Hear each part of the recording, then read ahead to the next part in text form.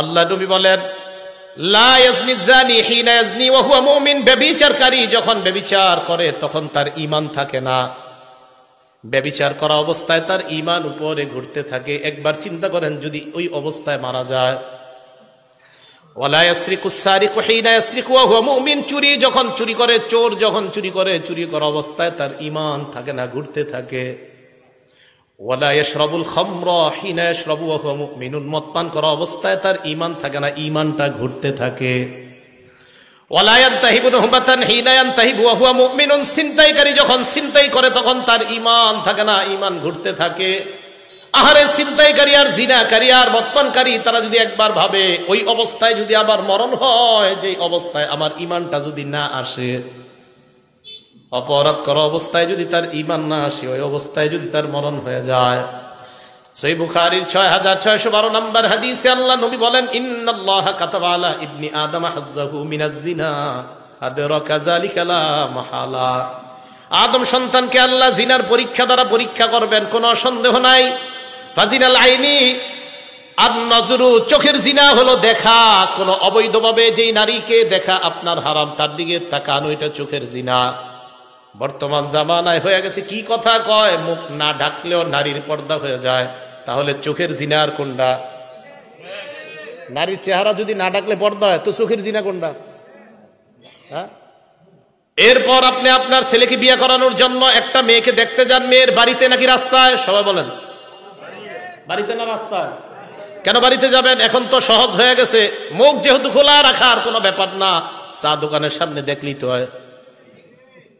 দেখে নেবেন চা দোকানের সামনে, কলেজে বাইরে দেখবেন, শেষ। হ্যাঁ, টাকাও বাঁচবো, এই তো সুন্দর কথা। কয় টাকাও বাঁচবো, সুন্দর কথা। আব্বারে বলবে, আব্বা চা স্টলের সামনে দেখছি। তাহলে বলেন মুখ ঢাকতে হবে কিনা? আরে মুখ ঢাকতে হবে বলেই তো ছেলে সামান্য সময়ের জন্য ওই দিন মেয়েটাকে দেখা যায় হয়। কত রকমের বিপদে যে একের পর এক পড়বেন আল্লাহ জানে।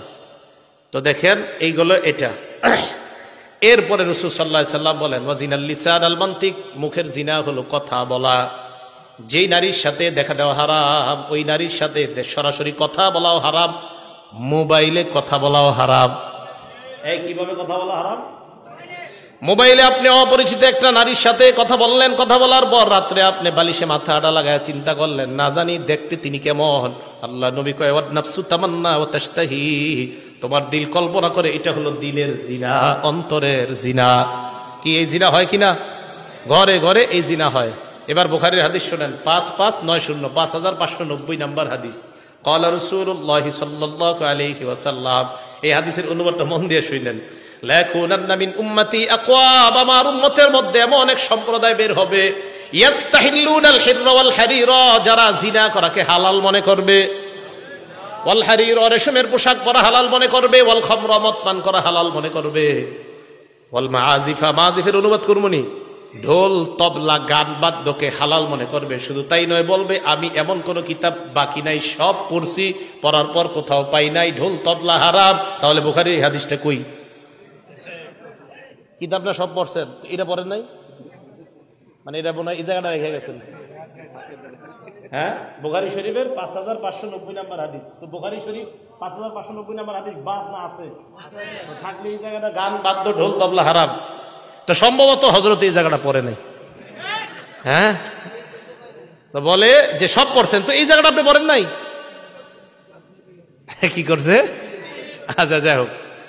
তাহলে যখন নাকি কেউ বলে যে গান বাদ্য হারাম, এটা হুজুররা কোথায় পাইছে, এই কথা বলার পরে নবীজির কথার উপর আমাদের ঈমান বেড়ে যায়, কারণ আমাদের নবীজি বলছে একটা সময় মানুষ গান বাদ্যকে হালাল মনে করবে। তাহলে এইগুলা কি ভবিষ্যতে হবে না চলতেছে? চলতেছে। আল্লাহ বুঝার তৌফিক দান করেন। একটা কিতাব আছে, নাম মাজমাউজ জাওয়ায়েদ, ইমাম হাইসামি রহমতুল্লাহ আলাইহির লেখা, 1 নম্বর খণ্ড 134 নম্বর পৃষ্ঠা। এই কিতাবে একটা হাদিস আসছে, এক ব্যক্তি নবীর কাছে আসছে, হাদিসটা মন দিয়ে শুনেন, মজার হাদিস।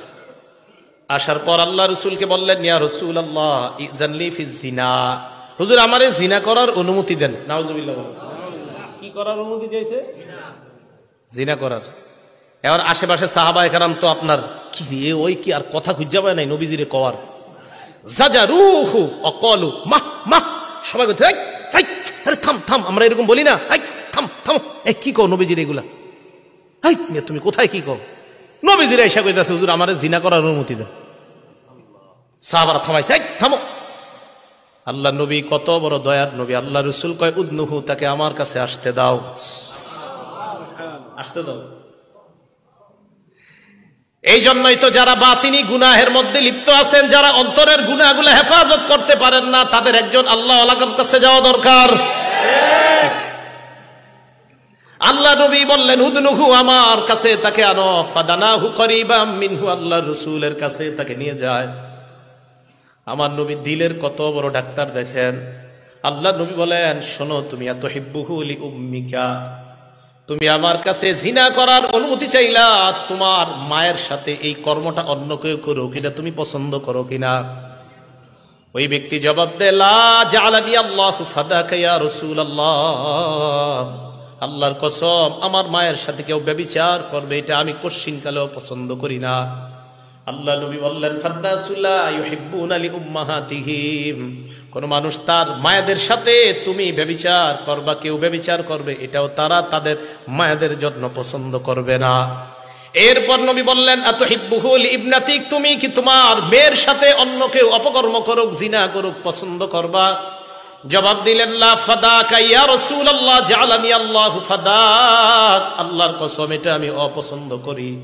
আল্লাহ নবী বললেন ফান্নাসু লা ইউহিব্বুনাহু লিবানাতিহিম, মানুষ তাদের কন্যার সাথে কেউ অপকর্ম করবে এটা পছন্দ করে না। নবী বললেন আতুহিব্বুহু লিউখতিকা, তোমার বোনের সাথে কেউ অপকর্ম করবে পছন্দ করো কিনা? ওই ব্যক্তি জবাব দিলেন লা। আল্লাহ নবী বললেন ফান্নাসু লা ইউহিব্বুনাহু লিআখাওয়াতিহিম, কোন ভাই তার বোনের সাথে কেউ ব্যভিচার করবে এটা কোন ভাই চায় না। আতুহিব্বুহু লিআম্মাতিক, তুমি কি তোমার ফুফুর সাথে কেউ ব্যভিচার করে এটা পছন্দ করবা? জবাব দিলেন না।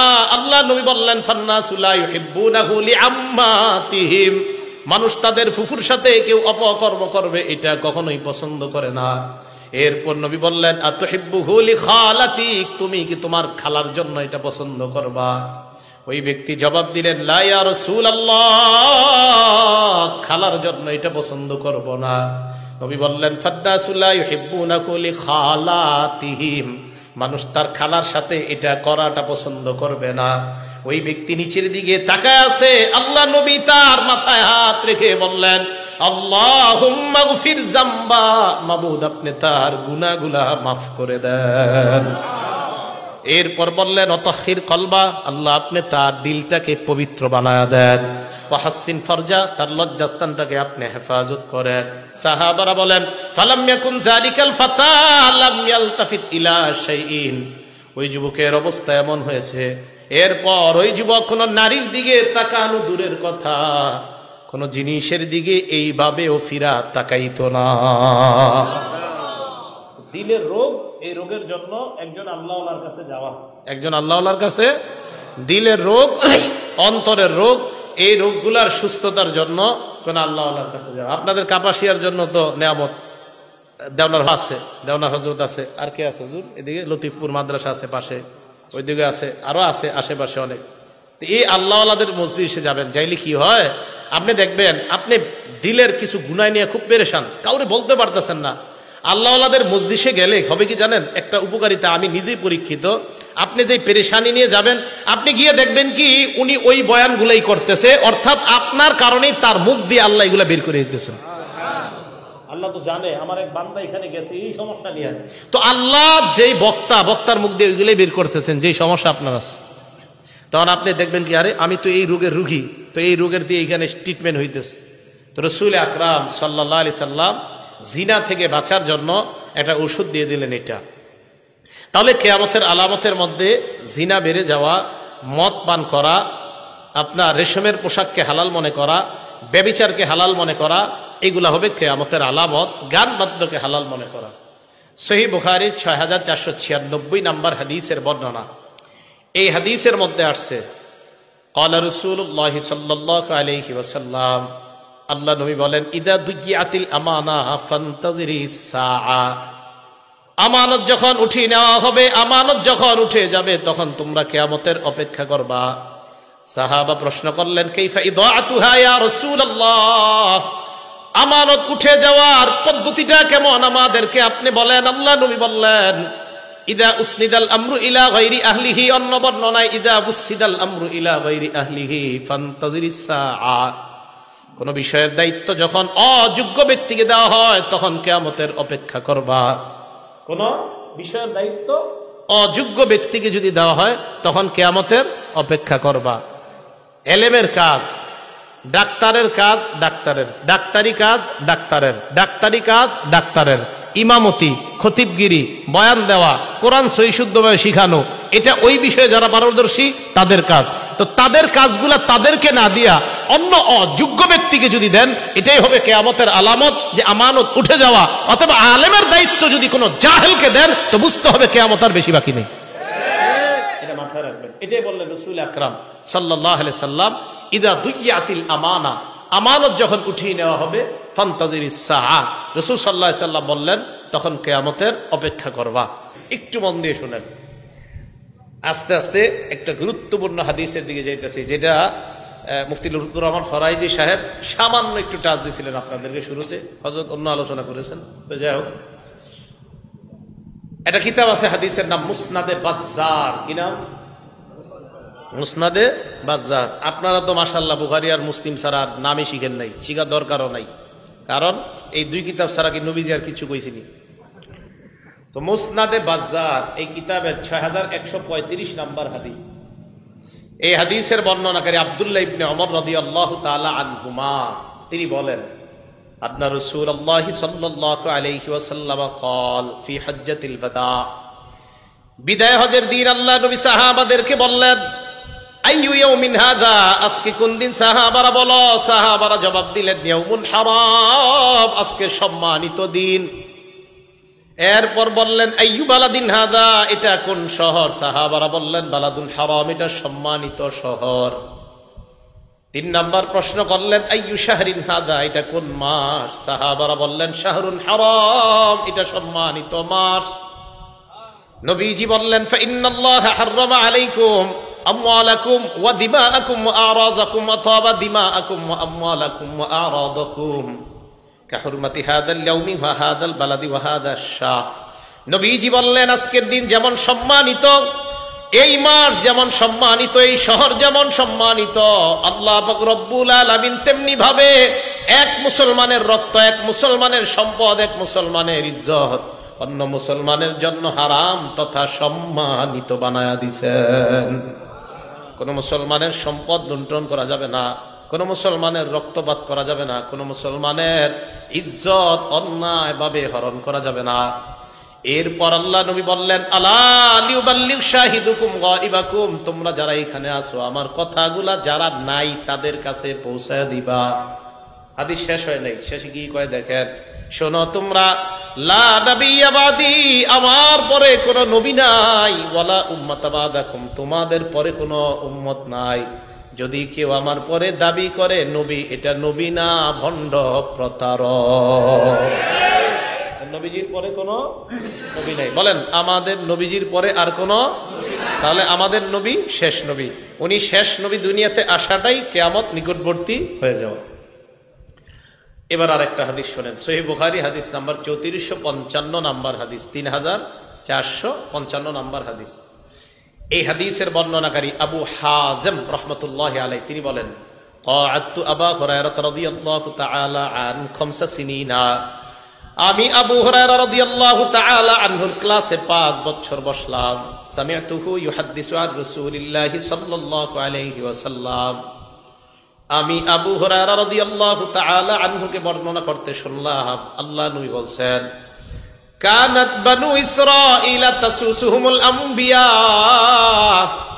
বনি ইসরাইলের নবীদের নিয়ম ছিল, একজন নবীর পর আরেকজন নবী দুনিয়াতে আসতেন, আসার পর তিনি নবী হতেন, তিনি তাদেরকে নেতৃত্ব দান করতেন।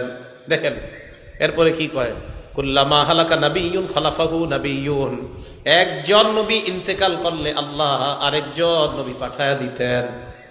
একজন নবী ইন্তেকাল, আল্লাহ আরেকজন নবী পাঠায়া দিতেন। এখন আপনাদেরকে একদল এই হাদিস দিয়ে ধোকা দিতে পারে, দেখছনি আল্লাহর নিয়ম হইল এক নবী আসলে উনি যখন দুনিয়া থেকে যায় আল্লাহ আরেক নবী পাঠায়, তো মুহাম্মদ সাল্লাল্লাহু আলাইহি সাল্লামের পরে আল্লাহ আরেক নবী কেন পাঠাবে না? ধোঁকা দিতে পারে। এটা কিভাবে ধোঁকা দিবে জানেন? হাদিস একটু বইলা ধোঁকা দিবে, পরে যে আরেকটু আছে হাদিস ওইটা আর পায় না। ঠিক বেদাতি যারা, এরা আপনাদেরকে হাদিস শোনায় ধোঁকা দেয়। ওই হাদিস যে হাদিসের শেষেই জবাব নবী দিয়ে দিছে, বাকি অংশ কয় না, যেতটুকু অংশ দিয়ে ধোঁকা দেওয়া যাবে অতটুকু কয়। তো এই যে হাদিসটা না, এই হাদিস দিয়ে বলবে দেখছো বনি ইসরাইলের নবী একজন আসে যায় আবার আসে, একজন আসে যায় আবার আসে, তো মুহাম্মদ সাল্লাল্লাহু আলাইহি সাল্লাম আসলেন, এরপর আরেকজন কেন আসবে না? ধোঁকাবাজ কিভাবে ধোঁকা দেয়? তো আপনি সাধারণ মুসলমান এমন করবেন, আচ্ছা তাই তো, এরকমই তো বিষয়টা। কিন্তু হাদিস যে আর একটু বাকি আছে ওই অংশটা আর কয় না।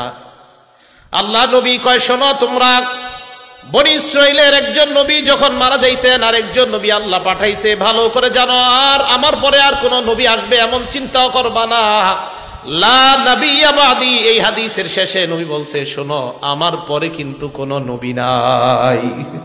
এই হাদিসে আল্লাহ নবী জানায়া দিলেন আমার পরে কিন্তু নবী নাই। ধোঁকাবাজরা প্রথম অংশ দিয়ে ধোঁকা দিতে পারে, নবী গেলে আরেকজন আসে। এই হাদিসে নবী কয় আমি গেলে আরেকজন আসবে এমন কিন্তু না, আমার পরে আর কোন নবী নাই।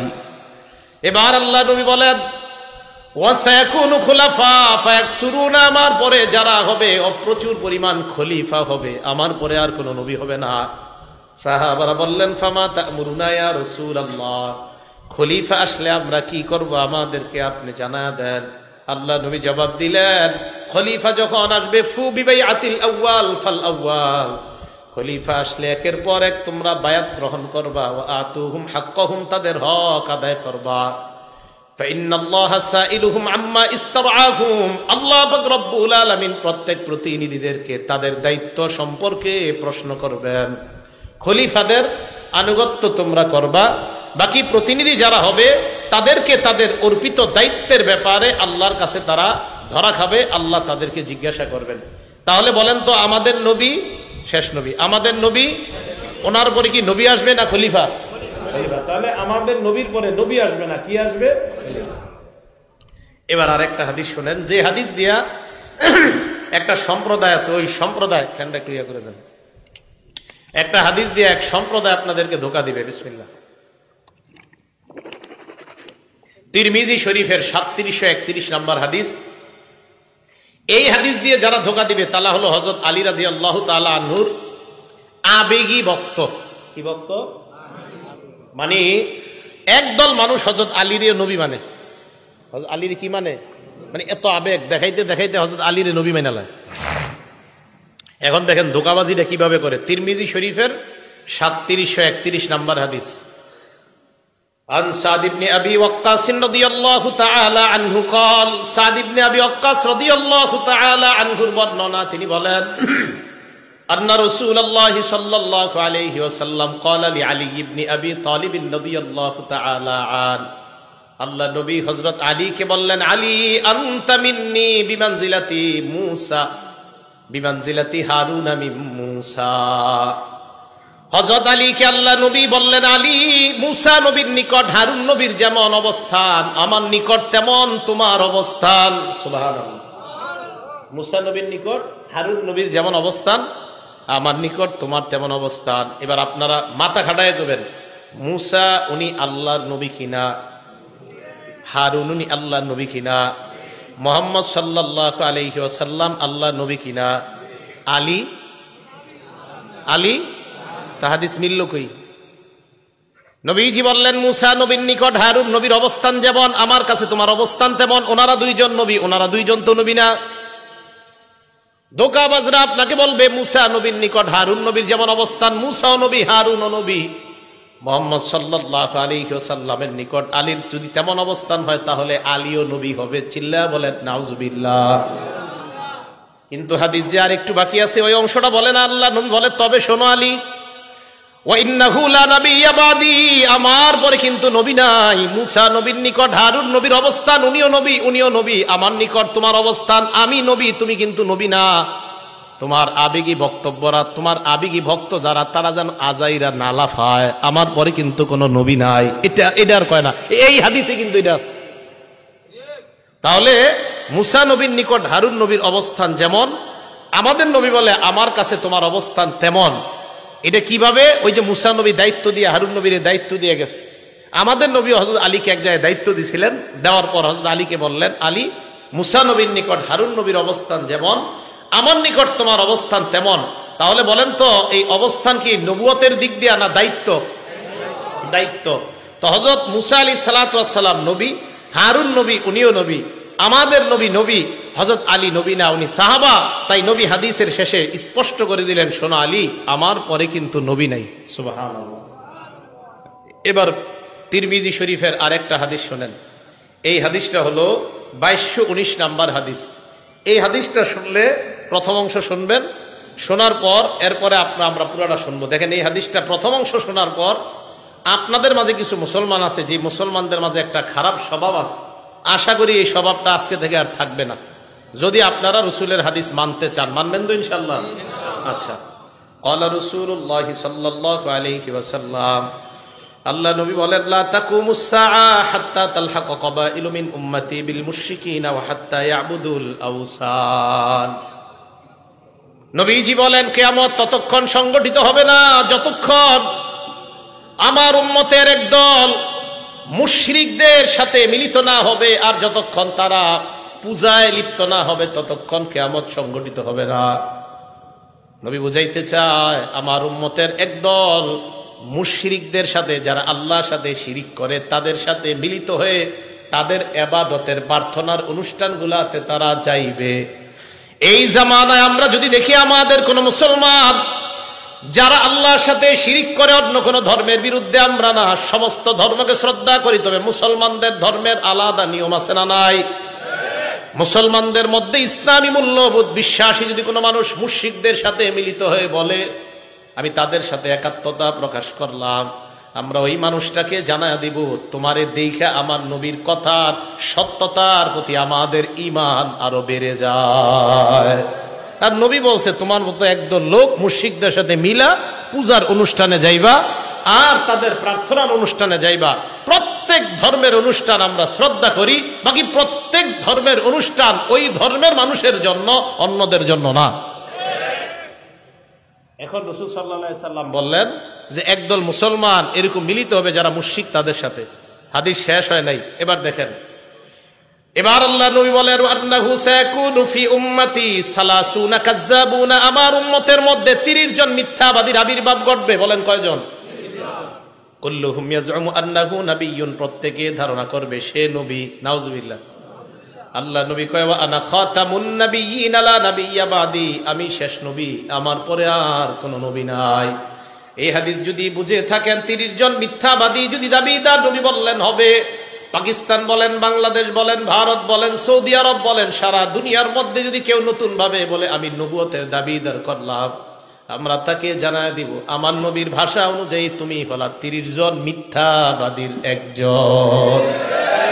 তুমি 30 জন মিথ্যাবাদীর একজন। কারণ নবীজি বলছে 30 জন মিথ্যাবাদীর আবির্ভাব ঘটবে, যারা প্রত্যেকে দাবি করবে আমি নবী। আর রাসূল সাল্লাল্লাহু আলাইহি সাল্লাম বলেন, আমি শেষ নবী, আমার পরে আর কোনো নবী নাই। কথাগুলো মনে থাকবে ভাই?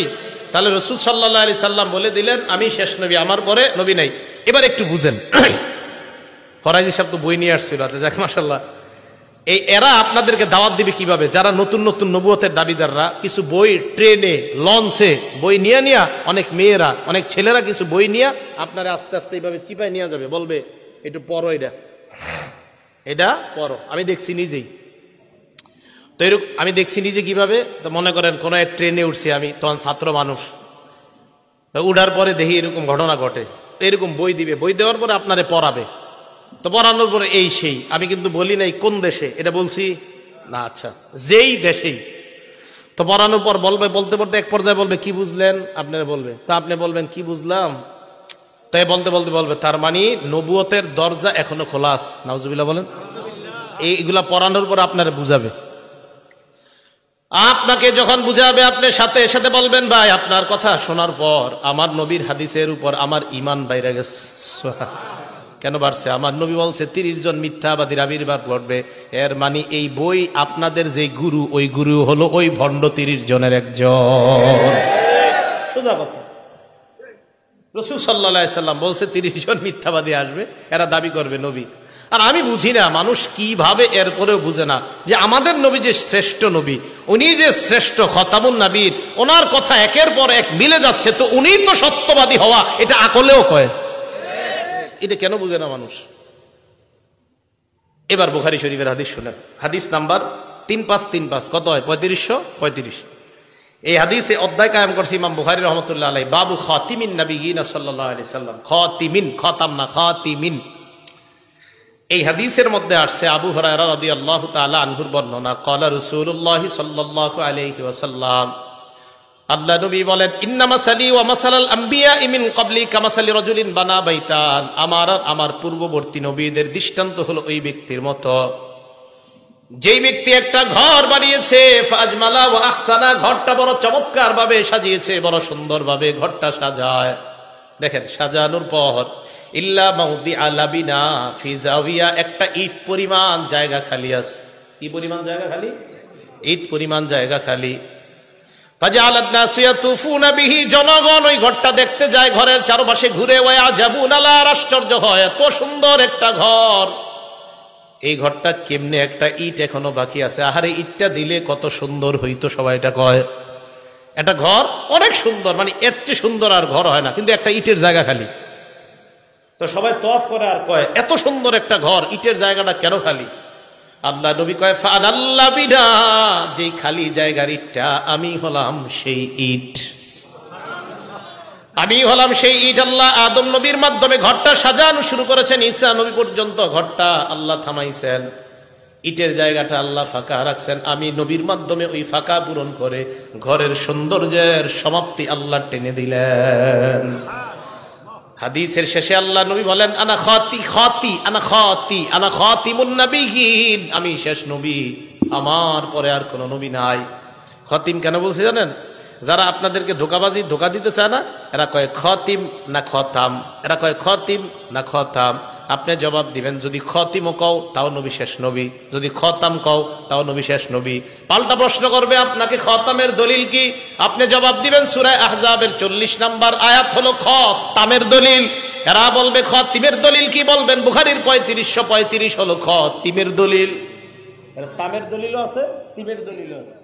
সূরা আহজাবের 40 নম্বর আয়াতে আল্লাহ বলেন, মা কানা মুহাম্মাদুন আবা আহাদিম মির রিজালিকুম, মুহাম্মদ সাল্লাল্লাহু আলাইহি ওয়াসাল্লাম তোমাদের কারো পুরুষের পিতা নন, ওয়ালাকির রাসূলুল্লাহ, তিনি আল্লাহর রাসূল, খাতামান নবিয়্যিন, সুবহানাল্লাহ, খাতাম, তিনি শেষ নবী। তাহলে খাতাম বলেন, খাতিম বলেন, মুহাম্মদ সাল্লাল্লাহু আলাইহি সাল্লাম শেষ নবী, ওনার পর আর কোনো নবী নাই। বইস্তু আনা ওয়াস সাআতু কাহাতাইন, কিয়ামত আর আমার মাঝে এত সময় ব্যবধান, অর্থাৎ আমি আশা মানি কিয়ামত আর বেশি দিন বাকি নেই। আরেকটা হাদিস শুনেন, সহিহ বুখারীর 5231 নম্বর হাদিস, ক্বালা রাসূলুল্লাহ সাল্লাল্লাহু আলাইহি ওয়াসাল্লাম, আল্লাহ নবী বলেন, ইন্না মিন আশরাতিস সাআ আইয়ুরফাল ইলম, নবীজি বলেন কিয়ামতের আলামতের মধ্যে এটাও একটা আলামত, আইয়ুরফাল ইলম, ইলম উঠে যাবে। বলেন কি উঠে যাবে? ভালো করে বলেন, কি উঠে যাবে? ইলম উঠে যাবে। ফরাইজি সাহেবের বয়ানের শুরু দিক দিয়ে একটু শুনছি, পরে আবার ঘুমাইসে গেছে, মন চাইছে শুনতাম, কিন্তু পরে বৈশা ঘুমায় গেছে। শুরু দিক দিয়ে উনি ওলামাদের শান আলোচনা করতেছিলেন। তো দেখেন কি কয় আল্লাহ, ইন্নাল্লাহা লা ইয়ারফাউল ইলম, ও ইন্না মিন আশরাতিস সাআ আইয়ুরফাল ইলম, কিয়ামতের আলামতের মধ্যে একটা হলো ইলম উঠিয়ে নেওয়া হবে। কি উঠিয়ে নেওয়া হবে? 2 নাম্বার, ওয়াসবুতাল জাহলু, মূর্খতা প্রতিষ্ঠিত হবে, মূর্খতা প্রতিষ্ঠিত হবে, মূর্খতা সমাজের মধ্যে ছড়ায় পড়বে। আলহামদুলিল্লাহ সূরাটা বিশুদ্ধভাবে পড়তে পারে না, কয় আপনার সাথে আমি বহস করতে চাই। আমি কিন্তু বহস পারিও না, আমারও তো যোগ্যতাও নাই, সত্যি সত্যি। মুবাহিস তো আমাদের ফরাইজ হিসাব আবরার ভাই, ওনারা তো অনেক সময় বলে, কয় আমি বহস করতে চাই, সূরা ফাতিহা কি পারে না, শুদ্ধ পারে না। আমি বলছি না যে উনি বহসে পারবে না, যিনি বলে মাশাআল্লাহ উনিও ভালো বহস করে, কথার কথা যেই বলে উনি বলুক, আপনাদের কেউ বলেন, অথবা একটা জেনারেল শিক্ষিত আপনারা বলেন যে আমি আপনার সাথে বহস করতে চাই, আমি বলবো না মাশাআল্লাহ এটা আপনার যোগ্যতা, আল্লাহ তাআলা আরো বাড়ায় দেখ। কিন্তু আমি সাথে সাথে বলবো বহস করতে কতক্ষণ লাগবে, তো আপনি বলবেন 1 ঘন্টা, 2 ঘন্টা, 3 ঘন্টা। আমি বলবো ভাই এই 1-2 ঘন্টা সময় নষ্ট না কইরা সূরা ফাতিহাটা শিখা নামাজটা শুদ্ধ করেন। সময় নষ্ট করবেন না, ফাতিহাটা শিখেন। খারাপ কথা বলছি? আমি কিন্তু বলি নাই যে আপনি বহসের যোগ্যতা রাখেন, আপনি বহসের যোগ্যতা রাখেন, এটা স্বীকার করছি। এবং আমি আরিফ বিন হাবিব তো মনে করি সবাই আমার চেয়ে ভালো জানেন বহস, কিন্তু আমি বলি যদি সূরা ফাতিহা, এটা আমি আলহামদুলিল্লাহ ভাই আমার সূরা ফাতিহাটা আমি শুদ্ধ করে শিখছি, আমি একটু বলতে পারবো আল্লাহর কাছে আল্লাহ আমি শুদ্ধ করে নামাজ পড়ার চেষ্টা করছি। কিন্তু আপনি অনেক বড় বহস করুন না লোক, কিন্তু আপনি সূরা ফাতিহা জানেন না। আমার আর আপনার মাঝে দুইজনের মাঝে আল্লাহ কিন্তু আপনাকে ঠেকায় দিবে। তা আমি বলি কি, আপনি মানে আপনাদের একজন যে কোনো একজন কয় কি ফরাইজ সাহেবের সাথে আমি বহস করুন, আরে ভাই বেচারা উনি আলেম, তা আপনি, আমি কিন্তু আপনারও বলছি না, আপনিও মাশাআল্লাহ মহা আলেম, ওনার চেয়ে বড় আলেম, কোনো সন্দেহ নেই। আপনি তো সূরা ফাতিহাটা শুদ্ধ করেন কেন? আগে নামাজটা তো শুদ্ধ করেন। তো আমি বলছি আপনি সময়গুলা নষ্ট না করে নামাজ শুদ্ধ করেন। মূর্খতা ছড়ায় পড়বে সমাজে, এক নাম্বার এলেম উঠিয়ে নেওয়া হবে, মূর্খতা ছড়ায় পড়বে। জিনা, তিন নাম্বার জিনা ব্যভিচার দুনিয়ার মধ্যে প্রতিষ্ঠিত হবে, জিনা বেড়ে যাবে, পরকিয়া বেড়ে যাবে। স্মার্টফোনের বদৌলতে বিবি আরেক পুরুষের সাথে, স্বামী আরেক নারীর সাথে অবৈধ জিনায়, মোবাইলের জিনায় লিপ্ত হবে। চার নাম্বার ওয়ায়ুশরাবাল খামরু, মদ পান বেড়ে যাবে। পাঁচ নাম্বার ওয়াকিল্লার রিজাল, পুরুষের সংখ্যা কমবে। ওয়াতাকসুরান নিসা, নারীদের সংখ্যা বাড়বে। হাত্তা ইয়াকুনা লি 50 ইমরাআতান আল কাইয়িমুল ওয়াহিদ, 50 জন ঘরে নারী, একজন হবে পুরুষ। অবস্থা ভালো না? 50 জন নারী ঘরে হবে একজন পুরুষ। তো হ্যাঁ, কিয়ামত, এটা হলো কিয়ামতের আলামত। তো এক নাম্বার এলেম উঠিয়ে নেওয়া হবে, এই হাদিস থেকে আমরা জানলাম। মন দিয়ে শুনি আমরা। এখন কথা হলো এলেম কিভাবে উঠাবে। হুজুর একটু এদিকে আসেন তো, একজন, যে কোনো একজন আসলে হবে, আপনি আসেন। এই যে এদিক তাকান, এই যে এদিক তাকান, এই যে টান দিলাম, ছিনায় নিলাম, এইভাবে এলেম উঠায় নিবে না। সহিহ বুখারীর 100 নম্বর হাদিস, ক্বালা রাসূলুল্লাহ সাল্লাল্লাহু আলাইহি ওয়াসাল্লাম, আল্লাহ নবী বলেন, ইন্নাল্লাহা লা ইয়াকবিজুল ইলমা ইনতিজাআন ইয়ানতাজিউহু মিনাল ইবাদ, আল্লাহ বান্দাদের থেকে এইভাবে ছু মেরে এলেম উঠায় নিবেন না। এবার আপনাদের প্রশ্ন, হুজুর তাহলে এলেম আল্লাহ কিভাবে উঠায় নিবেন? আহারে মুসলমান, কিভাবে আপনাদেরকে বুঝাই? নবীজি বলেন, ওয়ালাকিন ইয়াকবিজুল ইলমা বিকবজিল উলামা, আলেমদেরকে উঠায় নেওয়ার মাধ্যমে এলেম আল্লাহ উঠায় নিবে। হাফিজি হুজুর চলে যাওয়া মানে এলেমের একটা সাগর চলে যাওয়া, আল্লামা শাইখুল হাদিস চলে যাওয়া মানে এলেমের সাগর চলে যাওয়া, আল্লামা আমিনী রহমতুল্লাহ চলে যাওয়া মানে এলেমের বিশাল সমুদ্র চলে যাওয়া। আর আমি আর আপনি চটি বই পড়ি আর দাবি করি হুজুররা কি জানে আমি সব জানি। আফসোসের কথা। রসুল বললেন এলেম আল্লাহ উঠায় নেবে, আলেমদেরকে উঠে না। আমার আপনার হতাশ হওয়া দরকার, আফসোস করা দরকার যে আলেমরা বিদায় নিচ্ছে। এটা আমাদের জন্য কপাল খারাপের লক্ষণ। আর আমি আপনি এখনো ঝগড়া নিয়ে আসি, এখনো আমি আপনি একজন শাইখুল হাদিসের ভুল ধরে গিয়ে আজকে সকাল থেকে একটা নতুন বই পইরা বেচারা 20 বছর বুখারী পড়ায়, ওনার ভুল ধরতে যান আপনি। রসুল আকরাম সাল্লাল্লাহু আলাইহি সাল্লাম বললেন আলেম চলে যাবে তো এলেম উঠে যাবে। আজকে আমি আরিফ বিন হাবিব, আরো আমরা হুজুররা আপনাদের সামনে জুমা পড়াই, কথা বলি, আর ভাবেন এই হুজুরের চেয়ে বড় হুজুর মনে আর দুনিয়াতে নেই। অথচ আমার নবী বলেন না, আলেম চলে যাওয়া মানে এলেম চলে যাওয়া। এই যা দেখতেছো এইগুলা ভাষা ভাষা কিছু বিদ্যা দেখতেছো, আসল এলেম তো আল্লাহ একের পর এক উঠিয়ে নিচ্ছেন, উঠিয়ে নিচ্ছেন। এই চিন্তা চেতনা না। বুখারী শরীফের সব মানেন তো এই হাদিসটা একটু মানতে পারেন না যে বুখারীর 100 নম্বর হাদিসে নবী বলছেন এলেম আল্লাহ উঠিয়ে নেয় আলেমদেরকে উঠায় নেওয়ার মাধ্যমে। তো এই চেতনা, এই চিন্তা, এই পেরেশানি আমার আপনার মাথায় কেন আসে না? সর্বনাশ, আমাদের দেশের আলেমরা চলে যাওয়া মানে তো এলেম চলে যাচ্ছে। আমি আপনি এই টেনশন না করে নতুন নতুন ভাবে আমি আপনি দাবি করতে চাই আমি কোরআন বেশি বুঝি, আমি হাদিস বেশি বুঝি। এত বেশি বুঝে বুঝতে বুঝতে হাদিস অস্বীকার করে শুধু কোরআন বুঝে। এখন শুধু কোরআন, কারণ আপনি নতুন শুধু কোরআন আর হাদিস দরকার নেই। অপেক্ষায় থাকেন, কিছুদিন পরে বলবে কোরআনের এই অংশটুকু মানি না, এটুকু মানি। এটার অপেক্ষায় থাকেন, বলবে। কেন বলবে জানেন? আমি তো জানি কেন বলবে। কারণ যারা শুধু কোরআন মানে হাদিস মানে না, এদের দাবি হলো এরা কোরআন বুঝে। আমি এদেরকে অসংখ্যবার বলছি এরাও কোরআন বুঝে না। কেন বলছি জানেন? আমি এদেরকে বলছি আপনারা পুরা কোরআন পড়েন না, এই জন্য বুঝেনও না। এদের অনেককে আমি বলছি যে আপনারা কোরআনও বুঝেন না। কিভাবে বুঝেন না কোরআন? আপনি তো কোরআন পুরাটা পড়েন না। আপনি কোরআন নিয়ে কারোর সাথে বসলে কি করেন? সামনে একটা আইপ্যাড কি জানি নিয়ে বসে, আপনার ওই যে ল্যাপটপ ট্যাব নিয়ে বসে, বসার পরে একটার পরে আয়াত এবার দেখে দেখে বহস করতে চায়। আমি আরিফ বিন হাবিব আজকে আপনাদের সামনে বলছি, ওইটা নিয়ে না বইসা এই যে এখানে আজকে আমি বইসা রয়েছি, আপনি এখানে আসেন, আমি কোরআনের একের পর এক আয়াত বলি, আপনিও বলেন, তো দেখা যাবে কেমন আপনি আহলে কোরআন।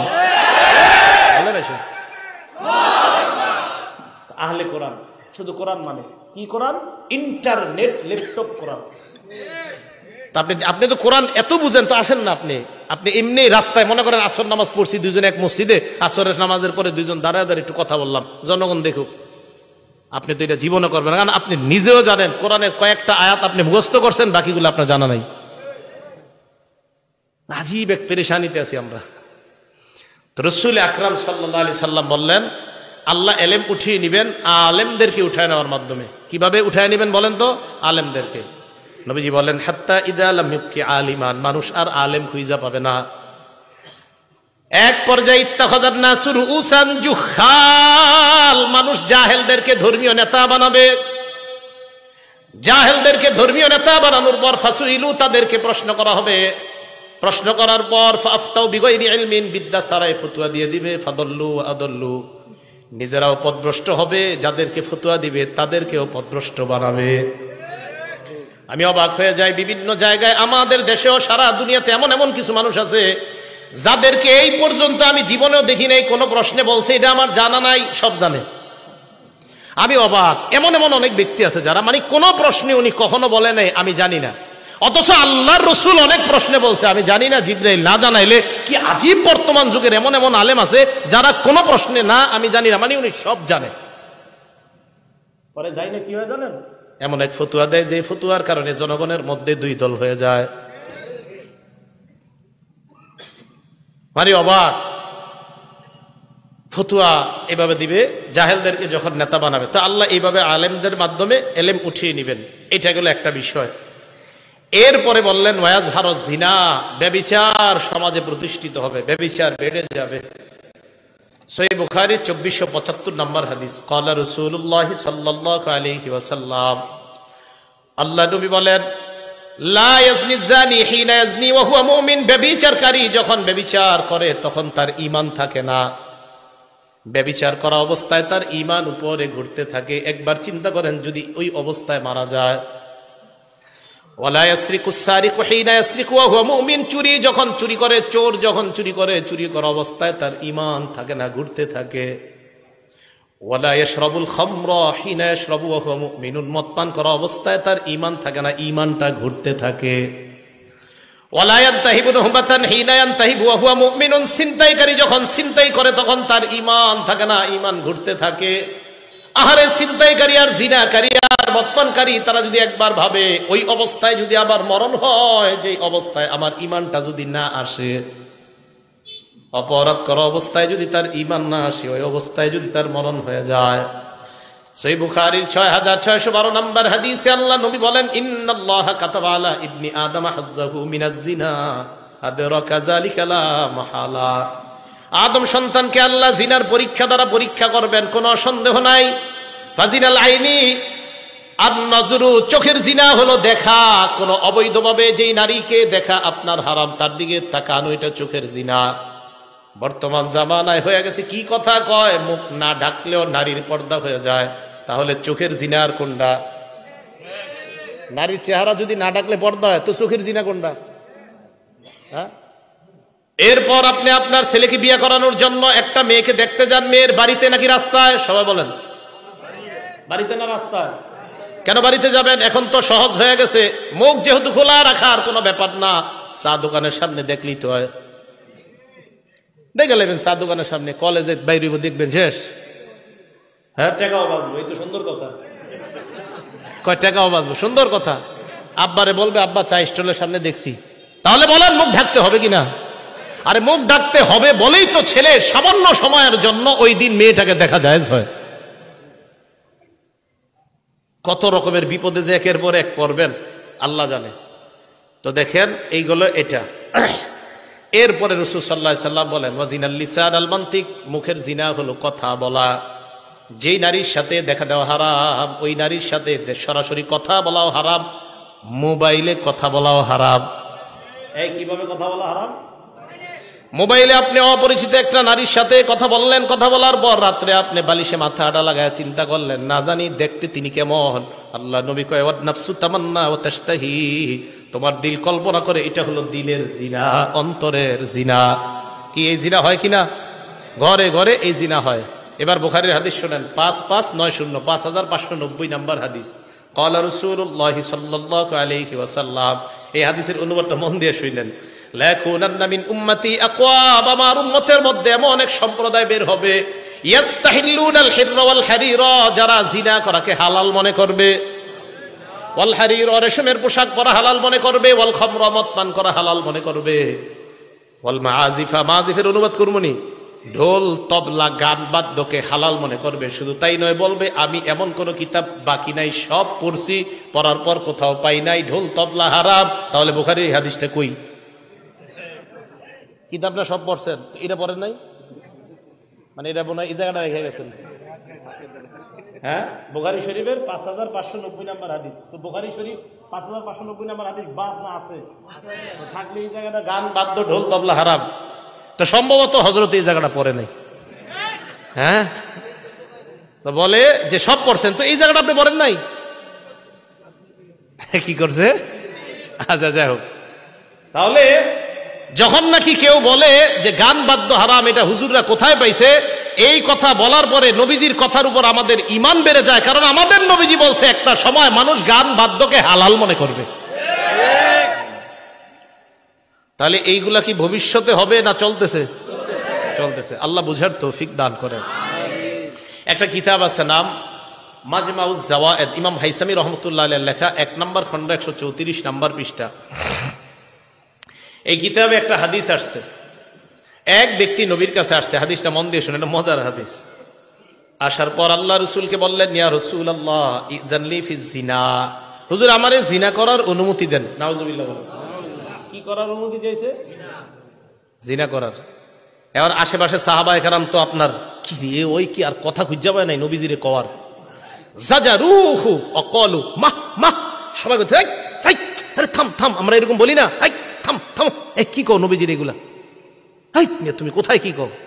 নবীজিরে এসে কইতাছে, হুজুর আমারে জিনা করার অনুমতি দেন। সাহাবারা থামাইছে, এই থামো।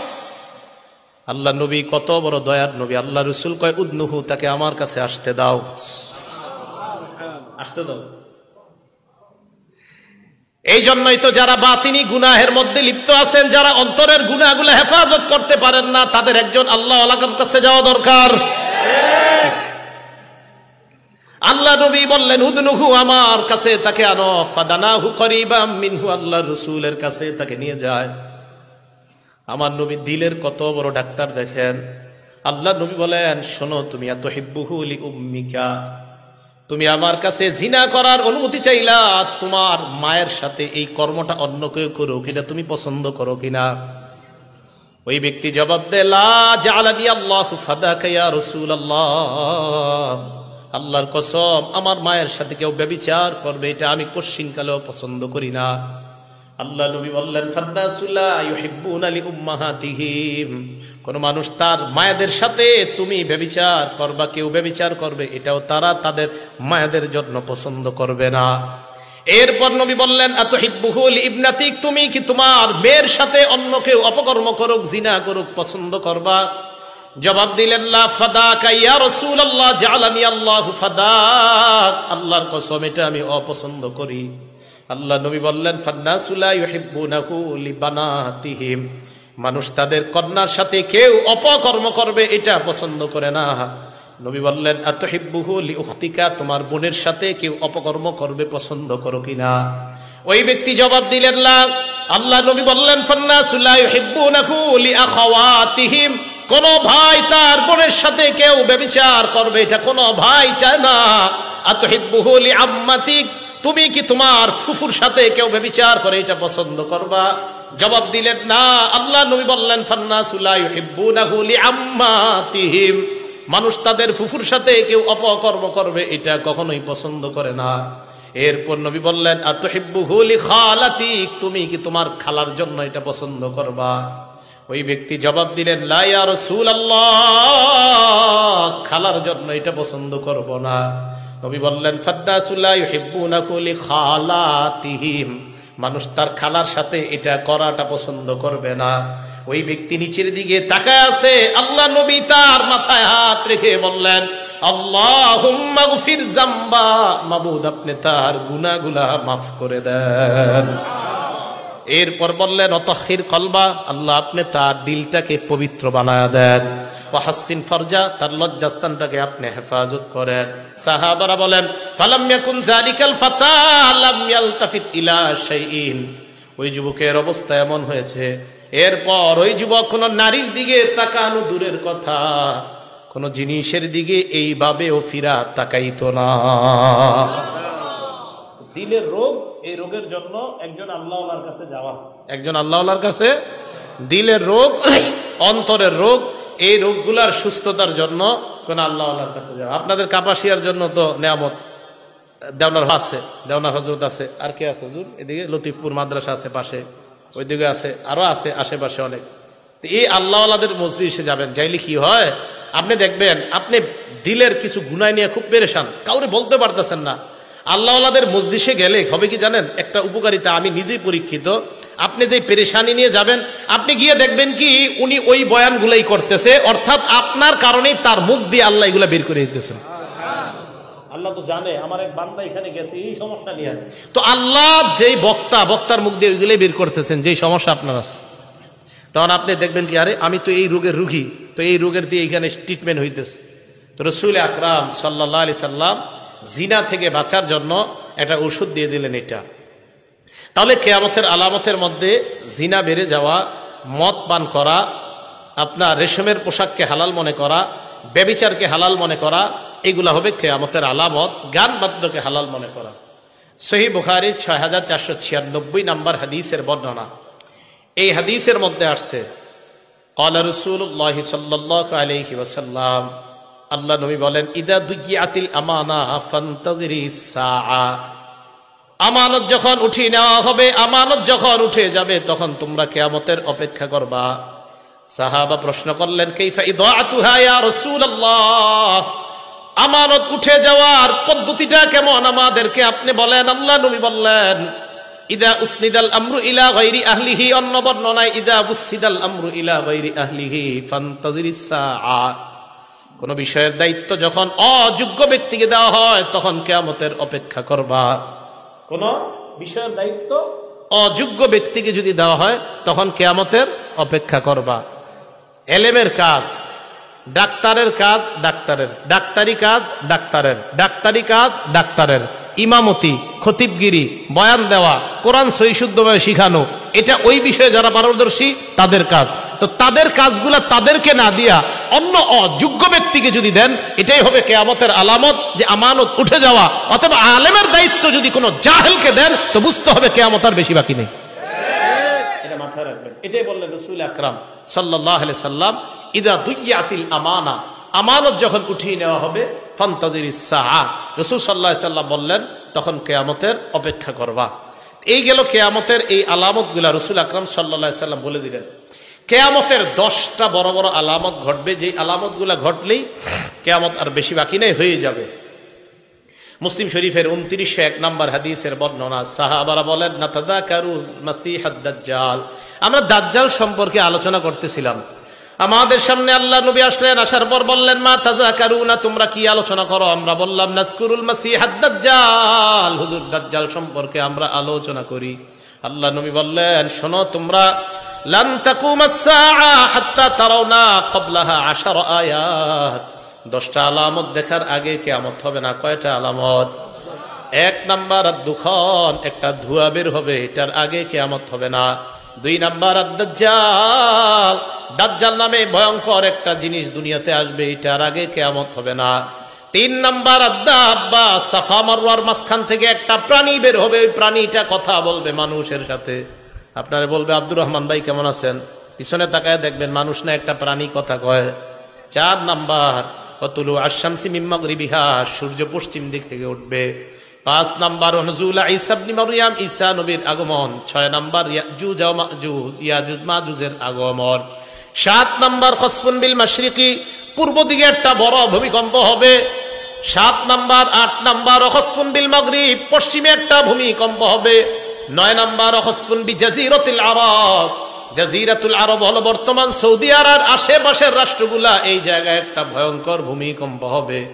10 নাম্বার ওয়া আখিরু যালিকা নারুন তাহশুরুন নাস মিনাল মাশরিকি ইলাল মাহশার বা মিনাল ইয়ামানি ইলাল মাহশার তাতরুদুন নাস ইলাল মাহশার। সর্বশেষ একটা আগুন বের হবে, এই আগুনটা মানুষকে হাসরের ময়দানে উপস্থিত করবে। আল্লাহ নবী বলেন এই 10টা বড় আলামতের আগে কিয়ামত সংঘটিত হবে না। তাহলে এই আলামতগুলোর মধ্যে ভয়ঙ্কর সবচেয়ে যে আলামতটা হবে, এটার নাম হলো দাজ্জাল। বলেন তো এটার নাম কি? দাজ্জাল।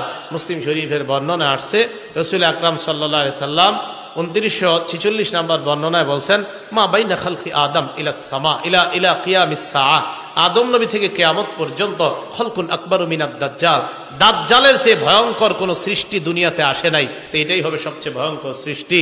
তো কিয়ামতের আলামতগুলার যেইগুলা বর্তমানে বলা হচ্ছে, জিনা, ব্যভিচার ইত্যাদি বেড়ে যাওয়া, এই গুনাহগুলা থেকে আমরা বেঁচে থাকা, আর বড় বড় আলামতগুলা আসবে ওই সময়ের জন্য দোয়া করা, আল্লাহ আমাদের আত্মীয় স্বজন যারা বেঁচে থাকবে তারা যেন ঈমানের উপর বেঁচে থাকতে পারে, এই দোয়া করা। আল্লাহ তৌফিক দান করেন।